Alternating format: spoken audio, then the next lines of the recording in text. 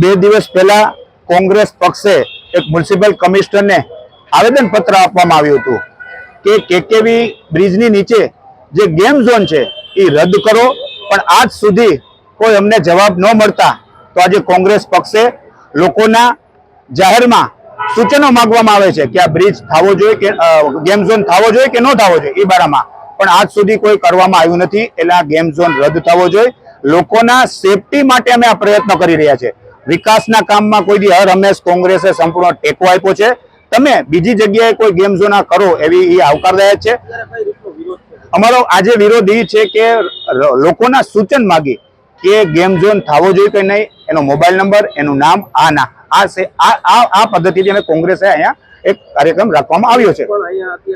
એટલે પોલીસ ભાજપના કહેવાથી ભાજપના ખેસ પહેરી લીધા છે, એટલે પોલીસ અમને ધરપકડ કરવા આવી છે. અમે તો પ્રજાના પ્રશ્ન મતે લડત આપી છે, કોઈ બીજો કોઈ વિરોધ નથી. આ છે એ સેફટીનો પ્રશ્ન છે. જે પણ ગેમ ઝોનમાં આવશે એના સેફટીના પ્રશ્ને કોંગ્રેસ પક્ષ વિરોધનું પ્રદર્શન કરે છે. કોંગ્રેસ વિરોધ નથી કરતી. મેં હંમેશા કીધું છે કોંગ્રેસ સાચા મુદ્દા ઉપર લડતી હોય છે.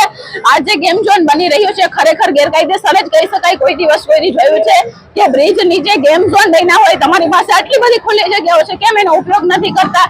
પણ આ એવું લાગી રહ્યું છે કે રાજકોટ મ્યુનિસિપલ કોર્પોરેશન અને ખાસ સ્ટેન્ડિંગ કમિટીના ચેરમેન એમને વધારે ઇન્ટરેસ્ટ હોય છે રાજકોટનો વિકાસ કરવામાં. એ ઘણી બધી રીતે સમજાવી દેતા હોય છે કે અમે વિકાસ કઈ રીતે કરતા હોય છે, પણ મને એવું લાગે છે કે સ્ટેન્ડિંગ કમિટીના ચેરમેનના જે મળતિયાઓ છે એમને ખુશ કરવા માટે અને એમને કામ ધંધા મળી રહે એના માટે ગેમ ઝોન તૈયાર કરવામાં આવી રહ્યો હોય. કારણ વારે વારે સમજાવવાની કોશિશ કરી રહ્યા છે કે અમે ગેમ ઝોન શું કામે બનાવી રહ્યા છીએ, જે ખરેખર ગેરકાયદેસર અને અયોગ્ય છે. કારણ કે પુલ ગમે ત્યારે ધરાશયી થઈ શકે. એની જો સ્ટેન્ડિંગ કમિટીના ચેરમેન લેખિતમાં જવાબદારી લે તો કરવું જોઈએ, હું એમ કહું છું.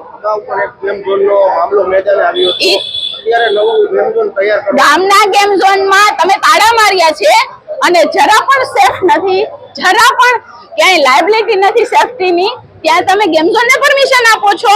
એટલે તમારી તમે કઈ રીતના શાસન કરી રહ્યા છો, લોકોને હેરાન કરી રહ્યા છો. જે બિઝનેસ કરે છે, ધંધા કરે છે, એમને તમે હેરાન કરી રહ્યા છો અને તમે ખુદ અયોગ્ય રીતે ગેમ ઝોન બનાવો છો. અને ખાસ જ્યારે ટીઆરપી કાંડ થયું એના ઉપર જે હજી તમે સબક નથી લીધો કે ઘટના કોઈ પણ જગ્યાએ બની શકે, અને આવડા મોટા અંડરબ્રિજ નીચે કે જ્યારે કોઈ પણ ઇસ્યુ થાય તો બીજો ટીઆરપી ગેમ ઝોનનો કાંડ બની શકે એવી સ્થિતિ છે, ત્યારે તમે આ બુદ્ધિનું પ્રદર્શન કરી રહ્યા છો.